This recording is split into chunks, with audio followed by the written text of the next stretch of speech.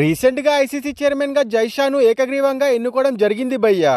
మన భారత్ తరపున ICC chairman గా జైషా 5వ వాడు కాగా వరల్డ్లోనే ఇప్పటి వరకు అతి చిన్న వయసులో ఐసీసీ చైర్మన్ అయిన మొదటి వ్యక్తిగా కూడా నిలిచాడు. ఇక జైషా గారు ఐసీసీ చైర్మన్ కావడంతో పాకిస్తాన్ క్రికెట్ బోర్డు కు చెమటలు పట్టడం స్టార్ట్ అయ్యాయని చెప్పాలి భయ్యా.